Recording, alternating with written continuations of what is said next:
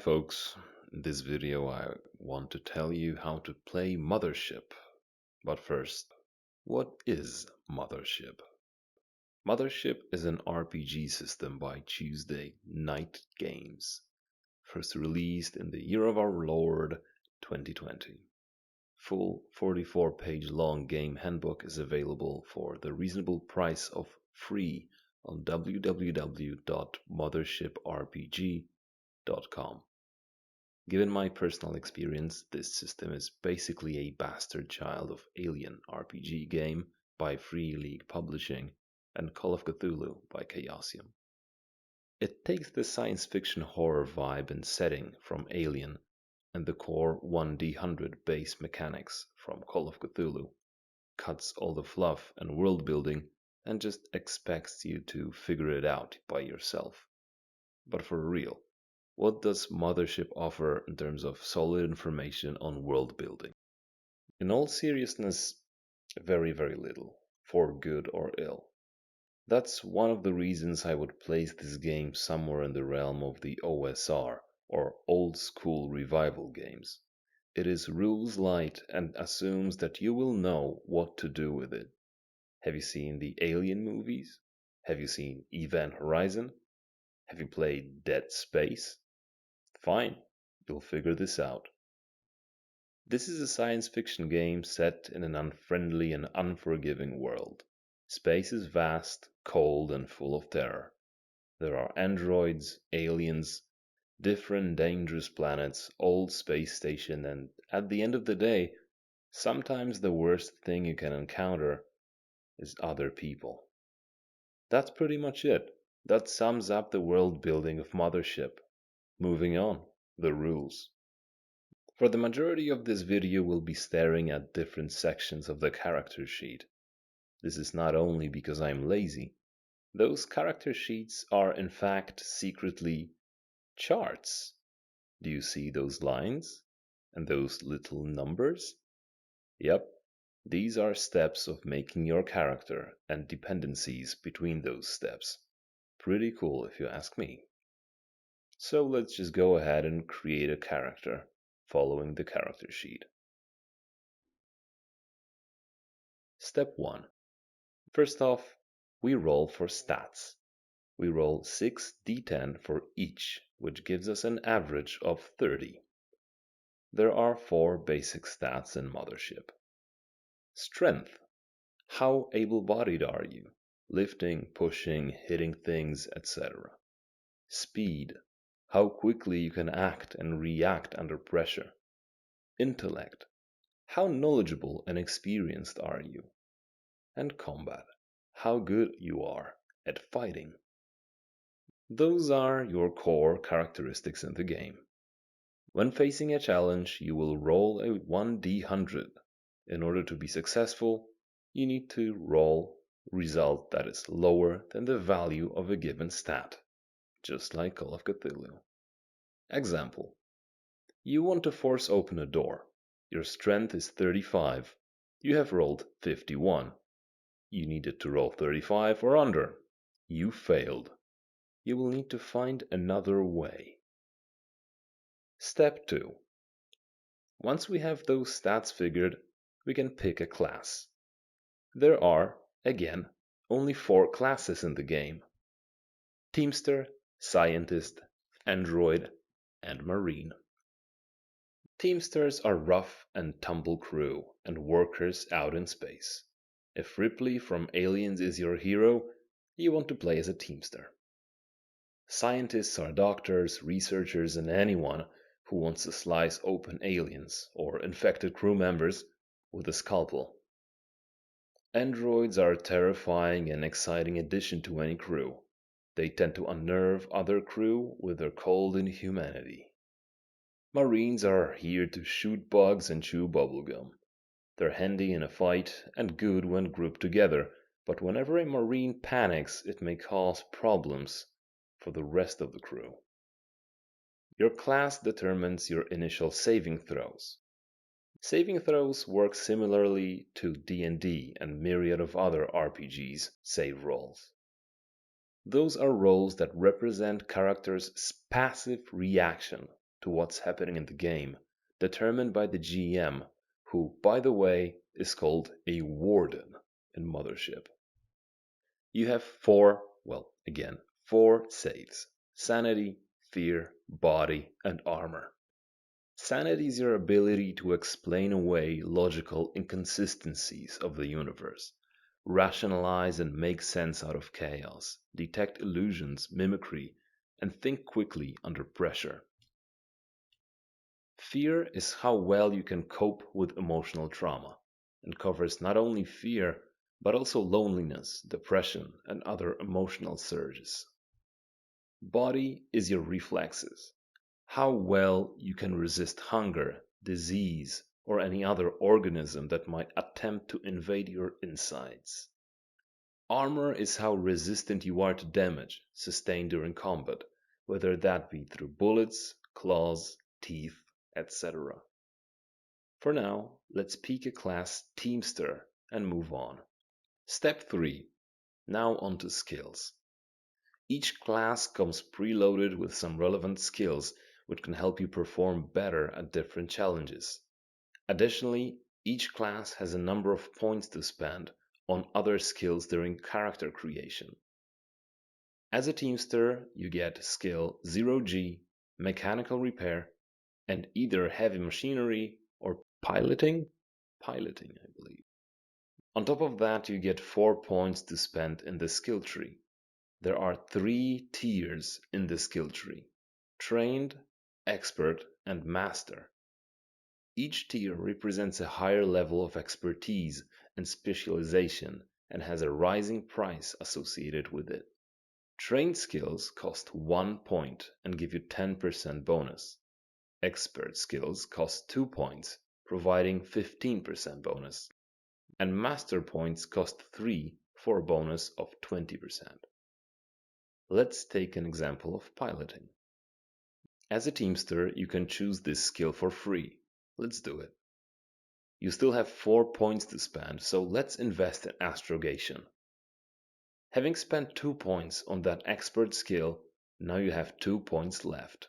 It would be nice to specialize further in hyperspace. Well, it would be, but you can't. You only have 2 points to spend and cannot afford 3-point cost of the master level.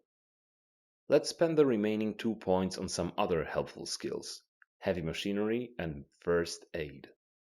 Let's go back to our previous conundrum with the locked door. You realize that you can't force open the door, but not all hope is lost. There's a cargo power loader not far away. That gives you an idea. You could use it to open the door if you're precise with your maneuvering of this heavy machine. Now, what you do is you use your strength of 39 and add your skill of 10% from heavy machinery. Now you need to roll under 49. Not great, not terrible. Please note that skills are not bound to stats. In theory, you may use any skill in combination with any stat as long as it makes logical sense. That's it for skills. On to step 4. There are 2 mechanics in this game that will seem somewhat familiar if you have played either Alien or Call of Cthulhu: stress and panic. On your character sheet, choose the appropriate class in the stress and panic table. Each class handles stress and panic differently. In the case of a Teamster, once a session, you can re-roll the effect of panic. But wait, what does that mean? What does this whole stress and panic, how does it work? Well, it's simple. At the beginning of the game, your stress level is at 2, but it changes throughout the game. For starters, every time you fail a save roll, your stress increases by 1 point. However, there are more situations that may lead to a stress increase. Those situations may include, or are not limited to, going without rest and/or food for 24 hours, a spaceship that you're currently on takes a hit, interacting with certain alien species, etc. Taking a minimum 6 hours of rest and passing a fear save allows you to subtract 1 point of stress for every 10 points you save succeeded by. Other means of relieving stress include using drugs and alcohol, defeating an enemy, escaping danger, etc. This roughly sums up the stress itself, but what does it really do? So let's talk about panic.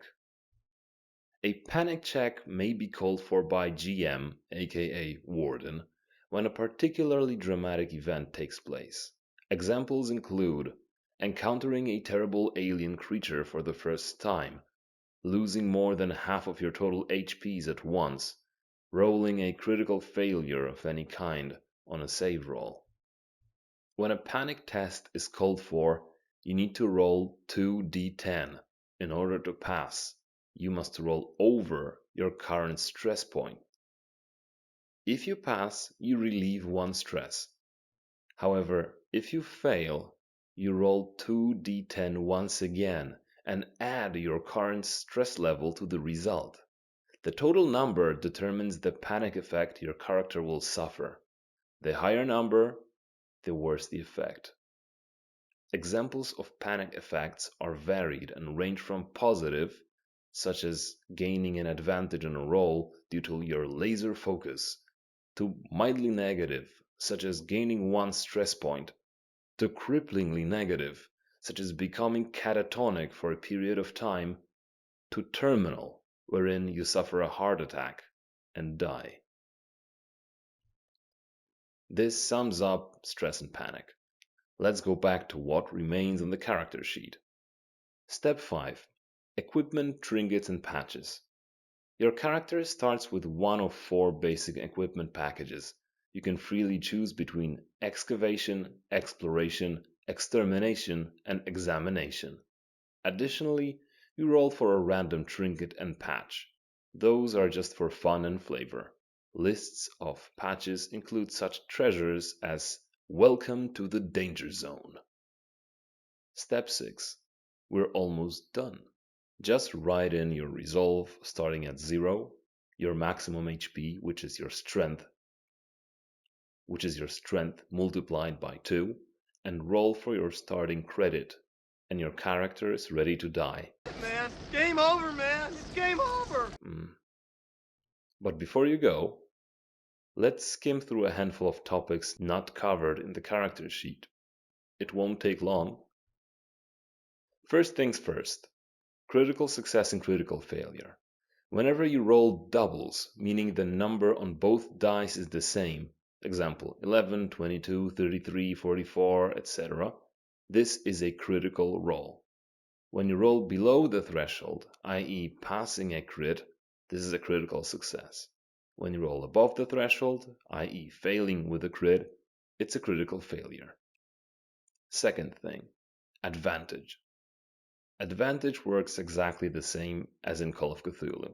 You get an additional decimal dice when getting help from a different character or otherwise find yourself in an advantageous spot. Disadvantage also applies and works exactly. The added dice means that the worst roll is taken into account. Third thing, resources. Food, water, and oxygen play an important role in the game.